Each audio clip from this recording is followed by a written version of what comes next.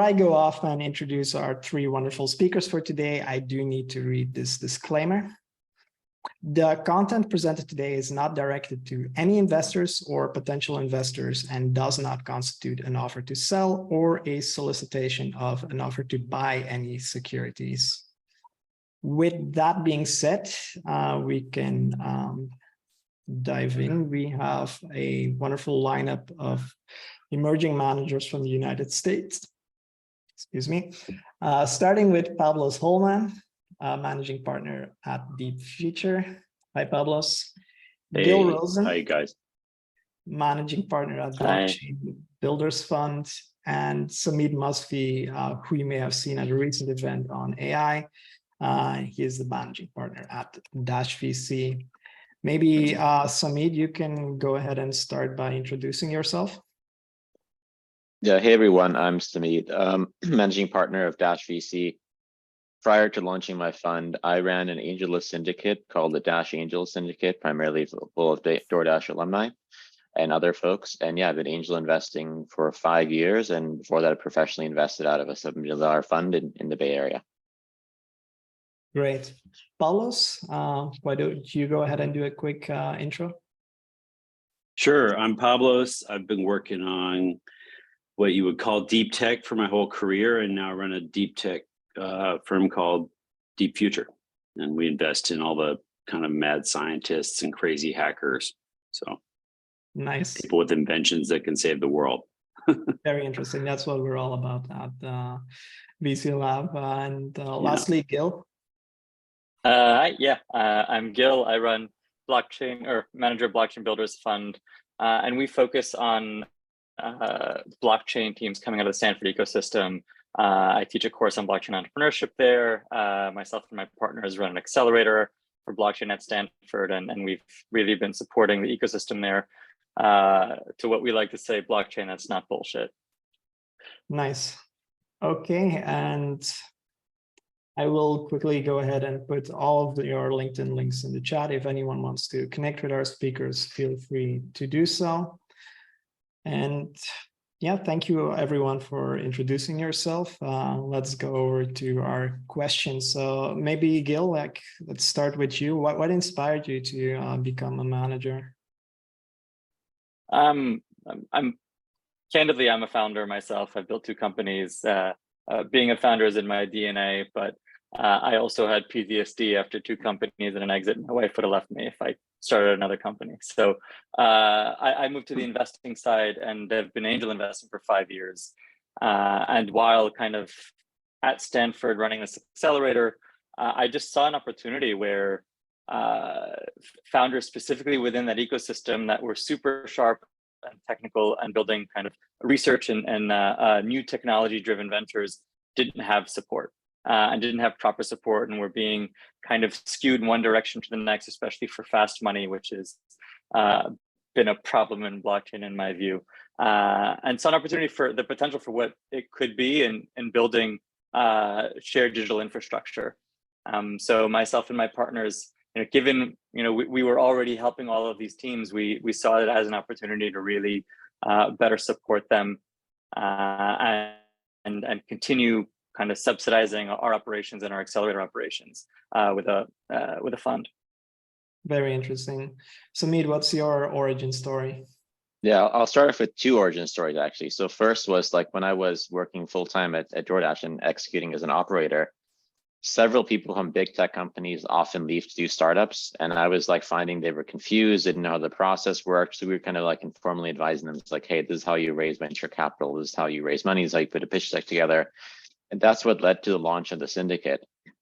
And in the syndicate so far, we invested in about 40, 50 companies, $15, $20 million. We've been a fairly successful syndicate. Now, the switch from a syndicate to a fund, I think, is a natural transition just because a syndicate is a deal by deal process. There's a ton of work which goes into every single deal, from kind of like convincing people to actually invest.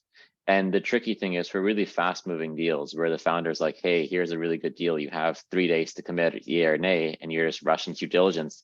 It's near impossible. So you tend to miss out on some of the really amazing deals by being in a deal by deal syndicate model.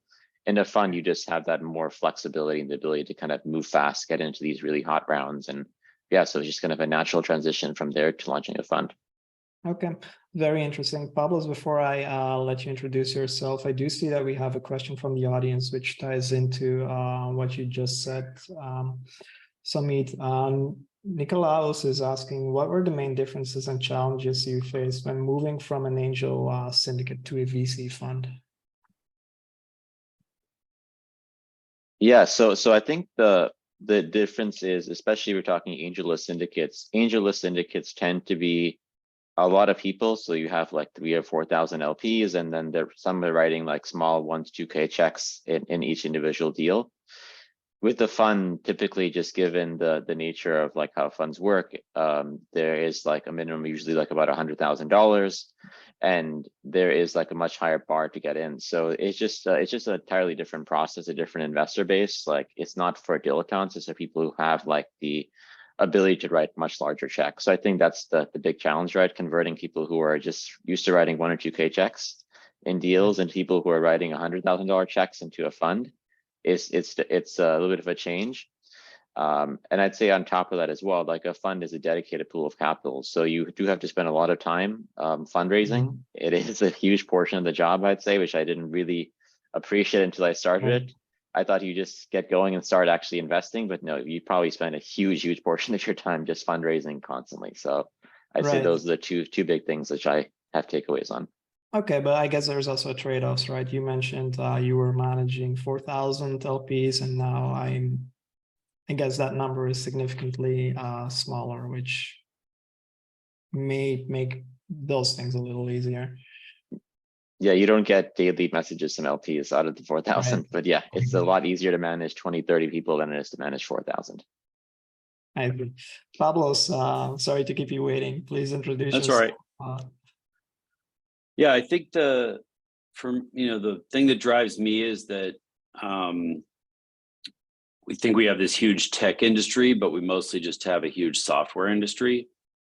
And venture capital is really fixated on backing all the guys making iPhone apps and the SaaS holes and the folks having their stuff like that. So the problem with that is there are a lot of other technologies that are just getting dropped on the floor. And if you think about the biggest problems in the world, the things everyone relies on, that's food, water, energy, construction, apparel, all the things that every human needs. You're not going to solve them with software. So we have to do these other things. And so, I think I'm kind of excited about those things. I think there's a lot of potential there. The deep tech sector is sizable and growing in venture, but hardly anybody is willing to go in early and lead by investing in the technology first. You never hear that from a VC. They all invest in the founder first, or or their market specific or something. But I invest in the technology first, and I think that's kind of a kingpin for unlocking a lot of these new technologies. No, that's very interesting. You mentioned deep tech. It's a hard field. It's sometimes very abstract for people. How do you convey that to LPs that, hey, there's an opportunity here, and it is also an important global problem we're solving? Yeah, I have a bunch of ways of doing that. I mean, I think an easy one for the financially oriented LPs is if you think about how you would evaluate a startup. A lot of times, the first or second question is TAM. What's the size of the market? Well, if you're a SaaS company, you might have a market that's tens of billions, and that might sound amazing. But, we've already got, shipping, gold, energy, apparel. That's a $2 trillion industry. Energy is the biggest market in the world. Shipping is huge. I mean, these are vast industrial markets. And so even in just a small number of deals, the TAM for what we go after is extraordinary. I mean, these are huge industrial markets with zero market risk. Once you have once you have something in the market that works. So we take technical risk, but we take almost no market risk. And so that's a huge huge driver for our, I think for LPs who are financially sophisticated and looking at what's the opportunity here. Once they get hooked on that, it's hard to talk them into doing SaaS. Got it. No, that's very interesting. Samit, you may have a bit of an opposite problem at the moment. You are focused on AI, and like there's a lot of market interest in AI right now. I guess my question for you is like, how do you like filter like the good from the bad, right? I'm assuming there's a lot of companies promising the world out there right now, and yeah, has it become harder to pick which ones you think are the winners? Yeah, absolutely. So I've been focused on this space still for 5 years, I would say. So I did grad school at Berkeley in data science to kind of like build up my technical chops and evaluating like the actual core data science and back-end companies from what's actually real and fluff. I would say that it has gotten obviously a lot more hype, but with that said, we were able to just write a check into a company recently, like about a 10 million cap for an experienced 2-time founder who's looking to start his third venture, and he's building a company which I think obviously has unicorn plus potential. So I think if you are early enough, did his and wife adding leave enough, him? well, we'll find out. I think he's Just not married kidding. yet, actually, but let's see if his wife leaves him on that. But yeah, I think that as long as you're early enough and you're adding value, the thing about private markets, and I used to also work in public markets. I was an equity analyst looking at public markets historically. In private markets, it's up to the founder to do whatever they want, right? They can let you in a round and then basically let you in a safe at around a 10 million cap and go on and raise it 30, 40 million or 200 million cap later, right? So it just comes down to how much value you're adding the founder, what your connection is to the founder, and then you can kind of strike some sort of deal to get in the round at a more reasonable price before a round is actually put together. So I think that's been our strategy lately, just doing technical due diligence, getting to understand where trends are. I also have 3 or 4 venture partners, a few which are data engineers and data scientists and whatnots who kind of really deeply understand the tech. So we were just trying to go earlier, write checks even earlier, and then kind of like get ahead of like these kind of like wild fundraising rounds. We don't participate in those kind of like overvalued, overhyped rounds. And secondarily, I think the second point I'd make is we're not deploying really fast. We're in no rush to deploy.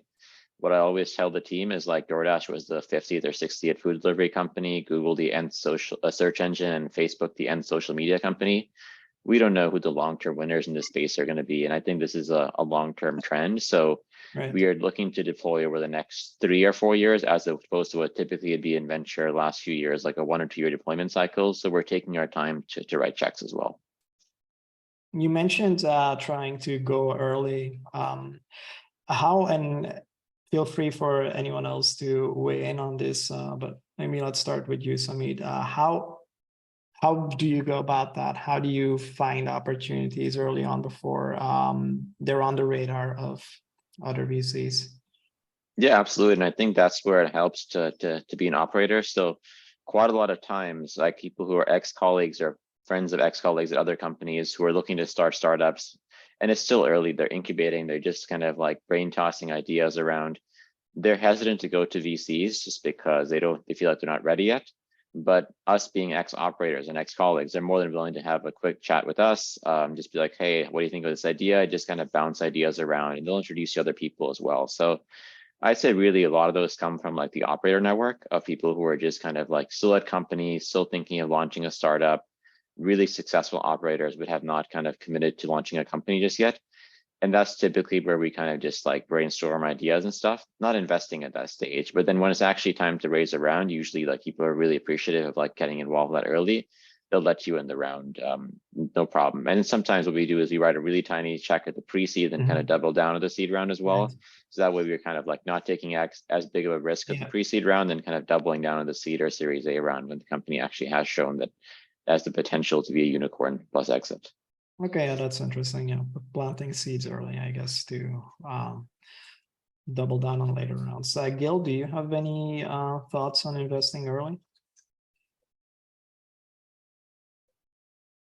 You are muted. You're muted.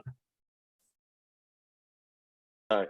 Agree with everything Samit said. I think a huge part of it is community building. So I think without a doubt, you have to add value. If you're not adding, I mean, my blockchain builders fund doesn't have the same name as an Andreessen or a Dragonfly. So people are people take money from a fund either because they desperately need money, which you probably don't want to be investing in them.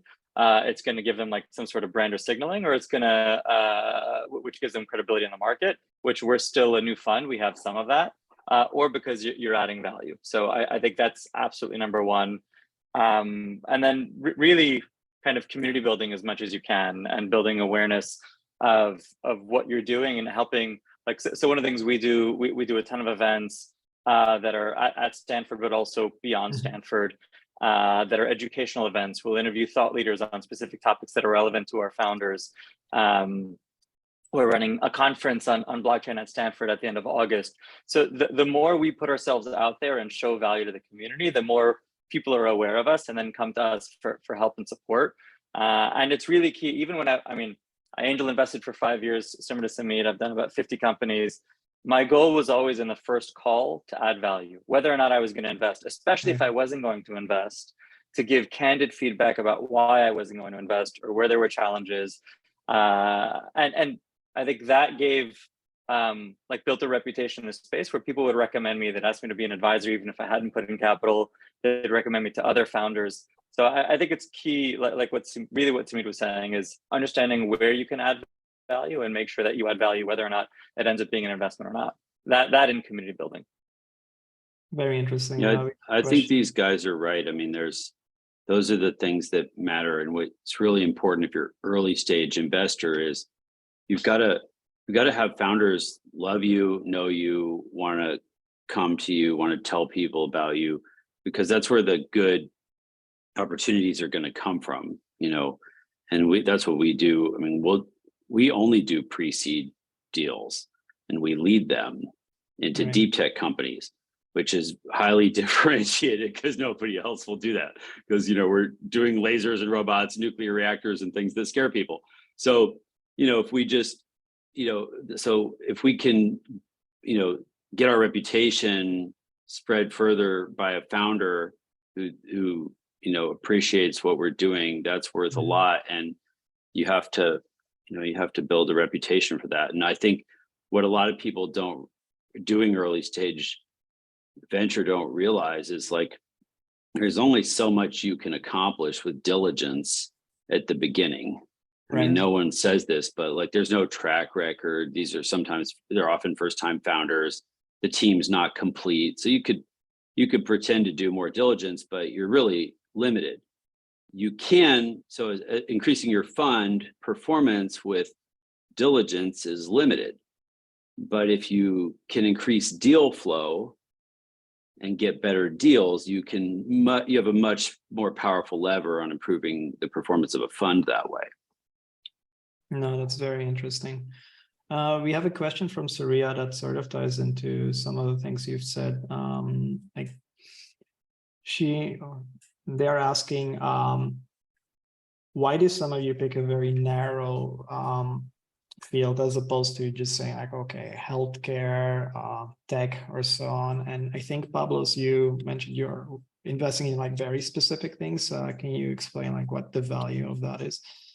Well, I'm specific about investing in deep tech, and what that means is I want to do the things that we're uniquely good for, but that nobody else is, or that other people aren't focused on. So if you're a SaaS investor, you have 7,000 other funds that do the exact same thing as you.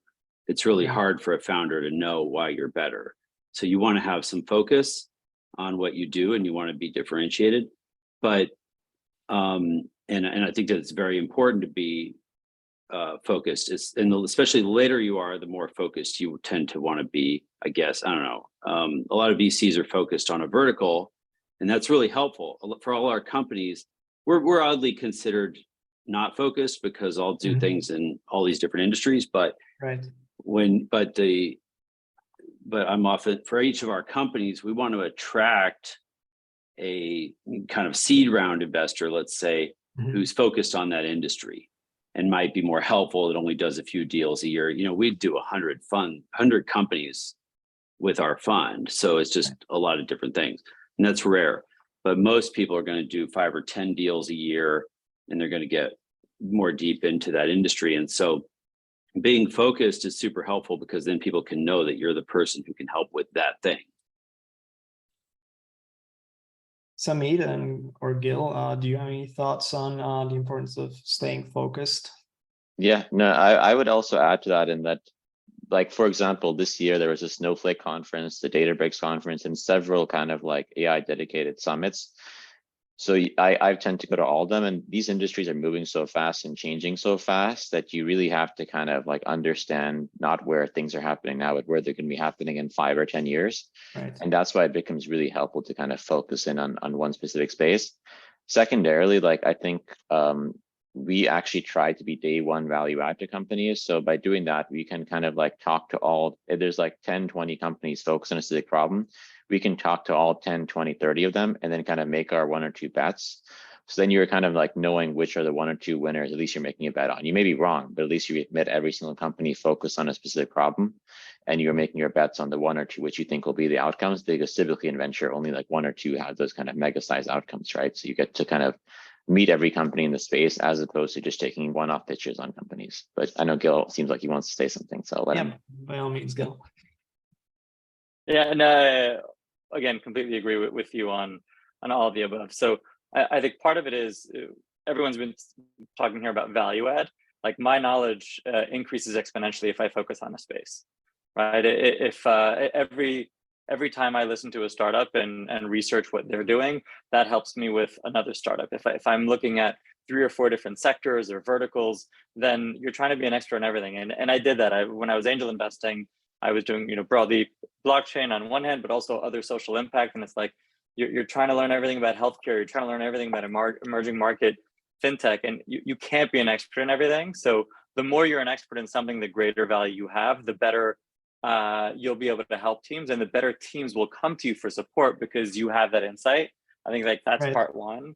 And part two is just like in a startup, when you're doing like go to market, you don't go after 6 markets because you have limited budget and limited time, and you want people to know who you are. So you have X amount of time for marketing, X amount of events you can do, X amount of articles that you can write. And if you write about 7 different topics, then you can never really get in depth, and people will maybe see something that resonates with them. Whereas if you write 3 or 4 articles on one topic, or do 3 or 4 podcasts on a single topic, like people know you as that person. I think Pablos was saying that, and then they come to you for that, and they recommend you to other people for that. And really the key, both for like from an LP base as well as from a founder base, is for people to associate you as being like the best in something. Right. Yeah, this ties in perfectly with an audience question we have here from Mode. He is saying, like, looking back, like, what can you basically do to optimize your time and build credibility for your LPs? Anyone's free to take this one. I mean, like along the same lines of what I was saying is, well, there's 2 things. I think in any startup, when you're writing a pitch deck, I tell my founders, you need to have these signals of trust, right? People need to know that you are capable of building this, and it's the same with a fund, right? People need to know whether it's for deal flow or on either side of the investment side or the raising side. People need to know that you're capable of doing something. So you can get that by writing articles that are insightful, but also by aligning yourself with other people who have that trust. So when we do events and we interview thought leaders in the space and CEOs of these top companies, like that builds a lot of trust and credibility in us because people now associate us with that, right? When we're able to write insightful things and talk about insightful things, and then have that kind of published widely, it builds more trust in us. And so I think that the more you do and put yourself out there and associate yourself with other kind of these entities of trust, the more you have your own trust. And then once you have a following, the more you continue to provide actual real insight, the more people will come to you. It's very interesting. Pablos, how do you go about building trust? Well, I think this is a business that is like mostly relationship based, right?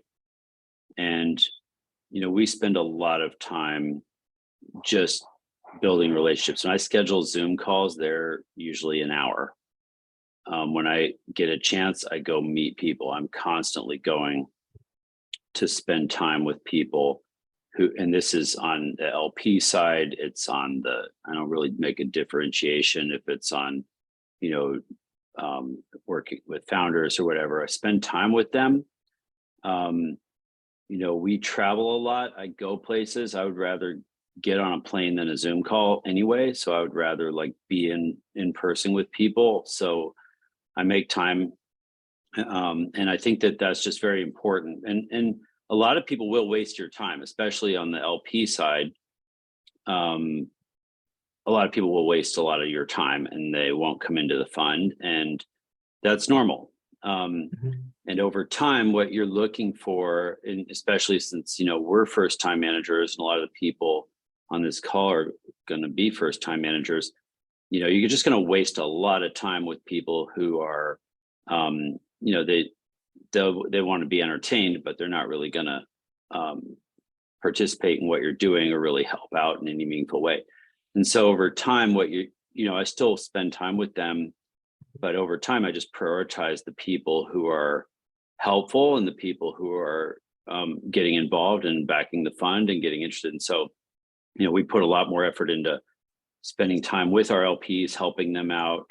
We have, we're a nexus for a lot of things that are beyond, and you will be too, a nexus for a lot of, deals and information opportunities that are even outside the scope of your fund. We're constantly bringing things to our LPs that, don't have anything to do with the fund, but we're helpful for them. And because in some sense, we work for them and we like that. So I think it's just important to really, build relationships over time. You want to figure out who are the people that are really going to help you and back you and support you and help with your companies and spend more time on them and less time on the people who aren't moving the needle. Right. No, that's very insightful. Samit, how do you go about building trust with your LP base? Yeah, so I'd say when it comes to the LP base, I fully echo what Pablos and Gil said.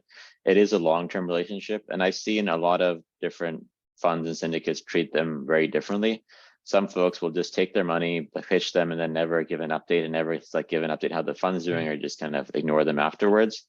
I've taken the approach, and I think the appropriate approach is just over communicate. So when we do a deal, weekly newsletter, like regular events to people, like dinners and whatnot, meet the founder events, and the founders are willing to just do like a quick 30-minute with like LPs in the fund, so they can actually see physically who this is the person we back, this is the company we invested in.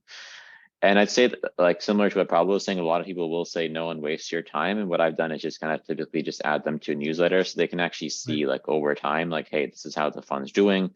Here's a thesis, here's how it's evolving. Here we're actually executing the thesis, and we've got into some really amazing companies which have like great potential.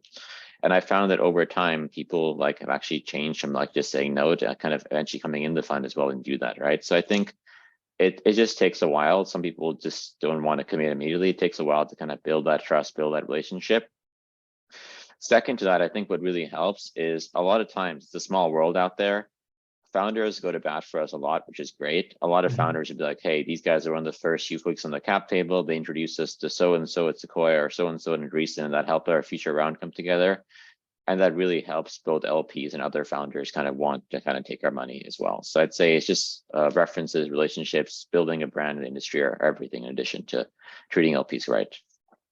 Right. And yeah, there's been a lot of talk about relationships, and we do have a number of questions here about relationships with your team. Like, how do you go about building your team when you start out as a new fund manager? Most of my team is at VCLab because they do all the back office, accounting, legal, fund administration stuff, which is awesome. That way I don't have just a minor pitch there, but it's actually true. Like, I don't worry about that stuff. And I love that because I don't have time for that. I got real work to do on helping our founders and those things. So I think there are other ways of accomplishing the same thing, but one way or another, you gotta get somebody to take care of all that stuff. And then I only have one partner. Okay. We have one other GP in our fund, Michael Reed, and the two of us are just hustling constantly, trying to make sure that we, spend time with all the people that we want to be with. That's awesome. Gil, how do you see like the team building process? So first of all, similarly have to give props to VCLab. They handle all the things that I don't want to do. And there's a lot of that in running a fund. I think I joked earlier about how I was starting a fund because being a founder was going to be too much work. Well, a fund is just as much work. So I think having a good team is really critical. I think there's really two parts to your team. One is, okay, do you have GPs or like venture partners that are either full-time or close to full-time? And for that, it's really finding people that are aligned. And I'm lucky. I've had people in my life that I've worked with over the years that know me very well. And I think also working with people that know you very well and that you know very well is key, because it's literally these are your co-founders. And manage to kind of both show them there's enough traction here, because there's always a lot of risk when you ask people to, being a first-time fund manager, it takes time until you raise, it takes time until you have salary. So convincing other people to do that and to come on your journey is not necessarily an easy task. Sometimes it happens once you have a little more traction, and that's fine. But I think it's really working with people that you're confident in, or confident in you. Then the next arm is like scouts and like more loose venture partners. And that's just finding people that there are a ton of people that are interested in venture, that are excited about the idea of venture, whether they're working for a company, whether they're even like grad students, and they have a network, especially founders that have a network of other founders. And for them, it's interesting and exciting to see what's possible. And like building those relationships has been really great. Highlighting them as much as possible, having them support with events and things, and making sure that they're aligned, because deal flow, I think, is as the guys were saying earlier, is critical. And the more strong people you have bringing you deal flow, and the more you can build systems to make it easy for people to support you, the easier it is. Okay. Yeah. Ahead. No, I would just echo what people said. First off, props to VCLab, because fund admin is not fun, and the backend stuff, it's really, really frustrating. So I've had some bad experiences in the past, like people have heard of I won't mention names, but like there's other fund admins who are not as good as VCLab. So I definitely say like having good fund admin and backend is really important. From an actual team perspective though, the way I thought about it was you want a team of people who kind of like fill deficiencies, right? And basically make a well-rounded team, so that when you're diligencing, the space AI is huge. There's so many different types of companies.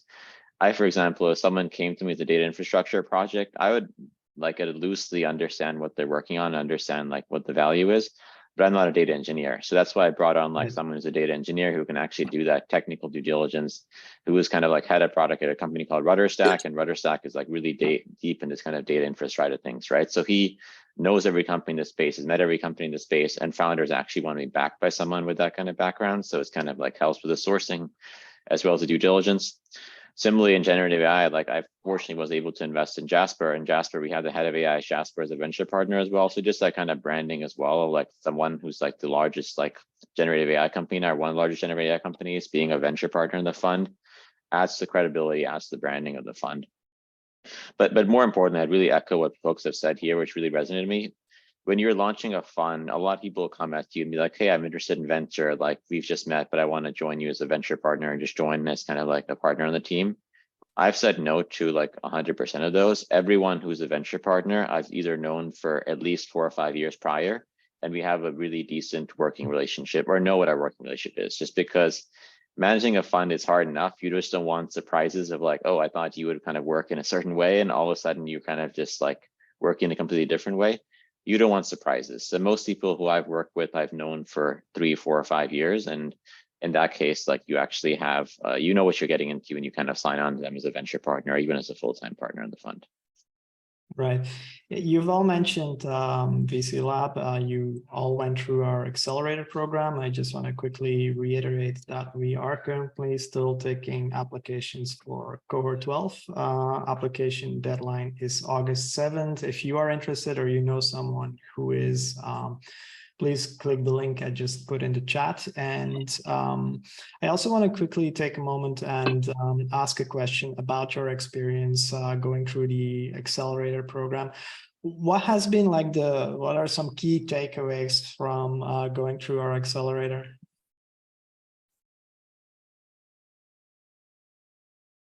Well, I'll take that on. I mean, I think it would have taken me at least 3 times as long to get to our first closing without the help from VCLab. I mean, we're really grateful for that because I, in particular, always want to like innovate and come up with a new way of doing everything. And that's not what you want to do with a lot of things in VC. And so Mike and Adeo in particular, those guys were really good about always talking me off the edge of a cliff, getting me to just do the normal thing.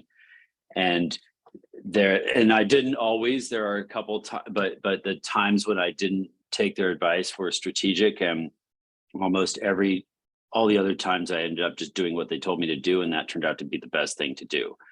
And so that was very helpful. It added a lot of structure to the process. They're just very adamant about like, do this in this order, do this next, do this now. And it does feel like being in school again or something, but it really was valuable and really important. I can't imagine how somebody would start a venture fund without their help these days. I mean, you would just be wasting a lot more time, a lot more money. You would be doing the wrong things in the wrong order. Like, it was just awesome. So I highly recommend it. I have recommended it to a lot of people. In fact, I even see people I know are on this call right now. So I'm stoked. That's awesome. Yeah, if you're going to start a fund, you got to do it VCLab. Thank you for the kind words. Gil, Yeah. anything you want to add? Yeah, no, I would just echo what Pablo said, right? It's like raising a fund is probably one of the hardest things you can do. Like the failure rate is incredibly high. I think in our cohort, I was part of cohort 10, roughly 2% of the companies who applied survived and actually raised funds. So Right. most people I know who have tried to raise funds, like who are just kind of like part-time dilettantes, it doesn't work. So they kind of like doesn't work out. And that's why I think VCLab is really important. I would say though, like just general, if you are applying to VCLab, just make sure you have the time to dedicate 20, 30 hours a week. And then when you're kind of at the active fundraising part, 30, 40, 50 hours a week. Because what I saw is those people who actually were successful. Yeah. In my case, and I think most people's cases, it does take probably hundreds of calls, like over 100 calls at least, because some LPs want to talk to you 3-4 times. So you have to do a lot of calls, invest a lot of time in kind of like getting people to actually say yes. I think if you do have the time to dedicate and you're willing to kind of just brute force it, I personally believe anyone can raise the fund, and VCLab really helps that process of like, hey, you do have to like dedicate the time. You have like all the materials all put together.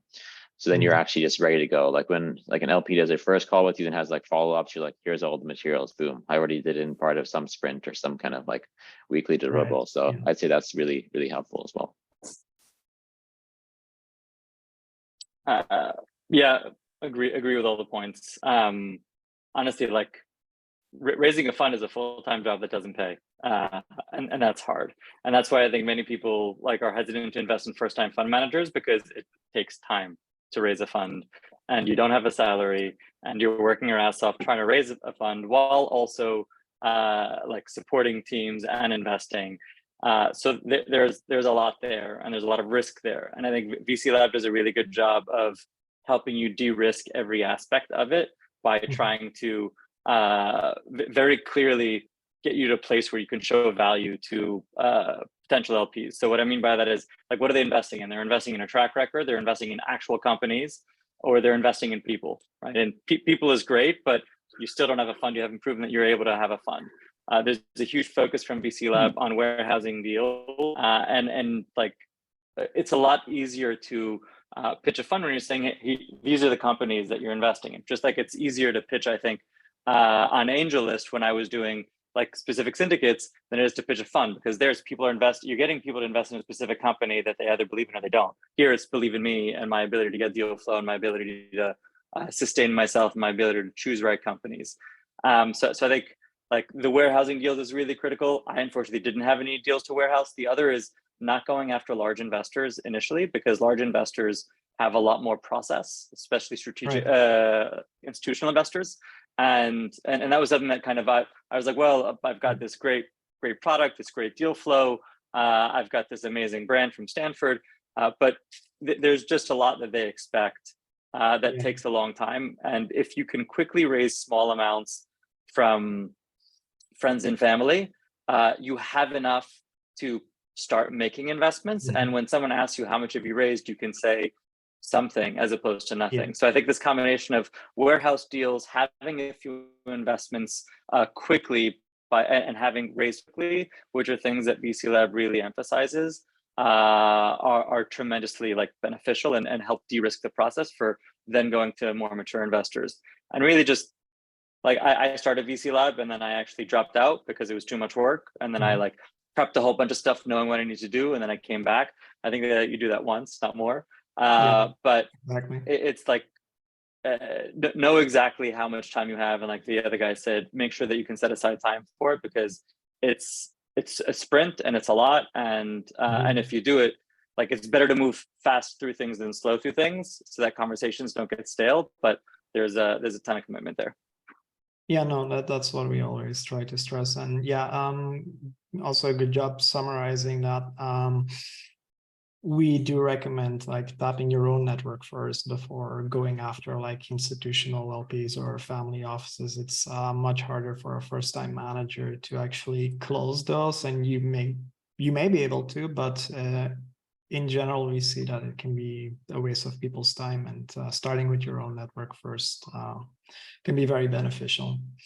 Okay, we have about a little under 15 minutes left. We can go into some audience questions. If you would like to see your question answered, please go into the Q&A and upvote. First question we have here is from Mikhail, and it's for Gil. How did the 5 years angel investing help you? And can you share with us what you learned from that early experience?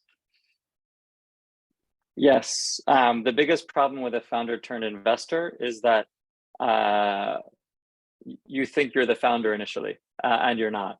And you see what a company can be and invest in what a company can be instead of necessarily what a company is. So I think I made a lot of mistakes in my early investments. I have had some great investments as well, but really building rigor around what are risks, what are the criteria that I need. It's very easy when you don't have to answer to anyone else or have an investment committee to just say, oh, I like the founder, I like this idea, this is great, yes, and to get excited and to be an optimist. And as an investor, you learn to be a skeptic, which is almost the opposite of a founder. So you want to be supportive, but you have to be a skeptic and you have to be more rigorous. So I think a huge part of it was really developing what are the criteria when I do invest? Why do I invest? Actually writing investor memos, even though I didn't have anyone to answer to.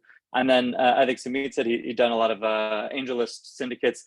I was doing that as well. And that actually keeps you honest as well, right? Because I'd angel invest and then I would go and run a syndicate for the follow-on rounds. And is this a company that I can convince someone else who's never going to talk to the founder to put capital into, right? And really viewing it from that perspective helped me define, again, what my investment criteria is and how I work with founders and what support they need, etc. That's excellent. We have a question from Cesar for Sumit. He's asking, what's your prediction on the trajectory of computer vision intersecting with AI? Is it speeding up, slowing down with generative AI taking the spotlight, or what are your thoughts?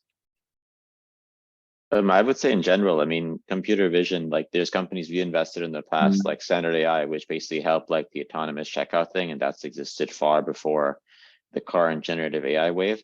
I would just say in general, all technology just moves forward. We have cars now, we used to have horses back in the days. So technology will continue with computer vision. If it's all parts of AI, it will move forward.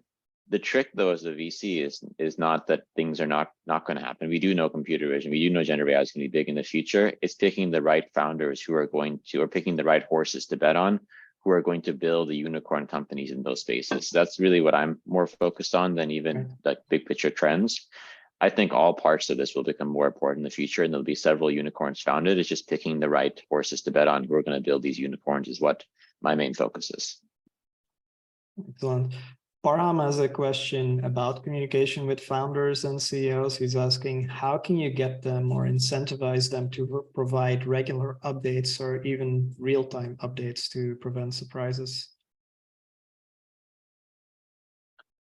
I don't. Okay, good. Oh, go ahead. Yeah, I mean, I think you can get information rights in certain instances, and I do. Those are more rare these days, I would say, just given how the power shifted from the VCs to the founders over time.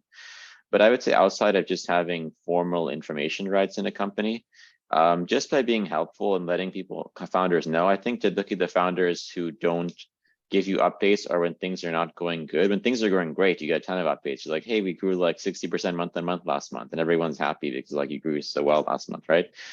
It's usually when things are not going good. So I would say just having regular check-ins with the founders and actually adding value and being like, hey, like as VCs or as investors in the company, we are actually rooting for your success. So if you don't actually tell us stuff, we can't actually help you. So I think that's the way I typically approach it. But you pretty much know if a company's doing well, you'll get regular updates. If a company's not doing well, you won't get updates. You have a sense the company's not doing well, then you reach out and be like, hey, like we want to help. We're investors. We're trying to be value add to you guys. Okay. Pablos, you also wanted to I think that's really good. I don't think that I try not to give founders any more work. They have plenty of work and if they're decent founders, they know what the best waste of their time is, more than me. And if you are actually helpful, then they will be reaching out to you, and keeping you updated and helping and getting, getting whatever help they can get from you. If you're not helpful, then they shouldn't be wasting their time updating you anyway, is what I think. So, so I don't structure any updates. I don't request anything. Some founders I'm in touch with constantly. Some of them I hear from them very rarely, and that's not that doesn't have any indication of whether or not they're good founders. Like you can't tell from that update cycle. They're just different.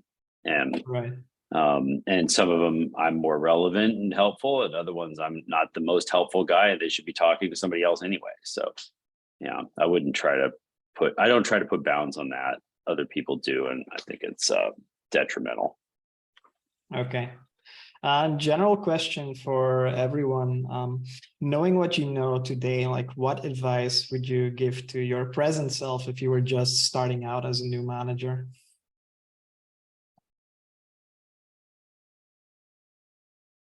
I think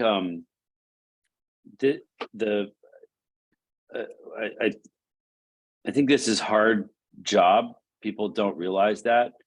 I think Samit made a good point that something like 2% of the people in his VCLab cohort actually raised a fund. Right. I don't know what the numbers are for mine, but it was probably like that, right? Like most people drop out because it's more work than they can handle just doing VCLab. And the day you finish VCLab, you get even more work. Because you don't have Mike and Adeo to manage you and tell you what you should do next. You have to figure it out, and it's less efficient. So look, I just think it's a lot of work.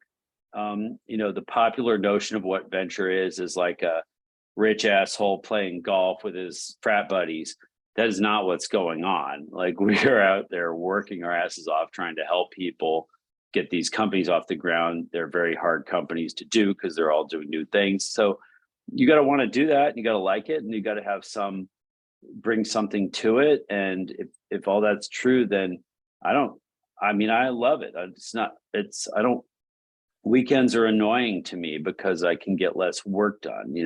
Like vacations stress me out because I can't be moving on my projects and companies and things. So like, if you're that kind of person, then it could be a good match for you. But if you're looking for, be a lifestyle VC, then, I'm probably not going to invite you into our deals. That's fair. Yeah. I second that. It's if you want to be one of those VCs playing golf, join a fund. You're not doing this for the money, because go to Sequoia. Definitely in the short term it's not there. Yeah. And doing it unless you're super antisocial, I think like doing it alone is hard. And if you can find people to do it with, like for me at least, bringing on like 2 partners has been tremendous, and they've been incredible, and they support me. And you know, like I got married a month ago, I could take a week or two off. One of the other guys had a kid. Like it's if I didn't have partners, it would have made it even hard, like all the more harder. And the last thing is, like, I agree with Pablo, like make sure you love it, because it is your day and it is your night, and treat it like a startup. Like this is probably harder than a startup, because you're fundraising from people that are not like necessarily sophisticated investors, and there's less direction. So like treat it like a startup, plan to work on it like it's a startup, make sure you love it, and get as much support as you can, and make sure you have the time and space to do it, and then you can succeed. Otherwise, join a fund. I would just echo what other folks said. I mean, I think looking back, I expected from talking to people that VCLab would be intense, and running a fund would kind of like require a lot of work. But I think I also vastly underestimated how much like effort it literally requires to get a fund off the ground. So if I had to go back and give myself advice, I'd be like, yeah, make sure that on some weeks you have the ability to talk for like just 12 hours straight, just like straight LP calls, like back to back to back to back all day. And then after you do all those LP calls and you think you finally convinced someone, wait for another email when they actually ask for more information or more diligence or more something else you want to like go over, and do a separate call on that. Then after the second call is a third call and a fourth call, all with the same person. So I would just be prepared that, like, if you want to launch a fund, I would say absolutely it's still worth doing. And like what Pablos and Gil said, you have to love it and it's worth doing. But make sure that you have the bandwidth to be able to invest pretty much all your life into kind of raising a fund when it's time to raise a fund. Otherwise, you are going to be one of the statistics of someone who couldn't get a fund off the ground. You won't be able to do your first or second close, because it does require that level of intensity just to get your fund off the ground. Thank you, Samit. That's great advice. We are almost at the top of the hour. I just want to go ahead and thank all of you for the insightful answers to our questions. And as I mentioned at the start of this, we will be doing these for all of the global regions going forward. And next week, we will be featuring managers from Africa. Samit, Pablos, Gil, thank you so much for your appearance here today. And I hope the audience enjoyed everything. Awesome. Thanks, you guys. Thanks, guys. Bye, everyone.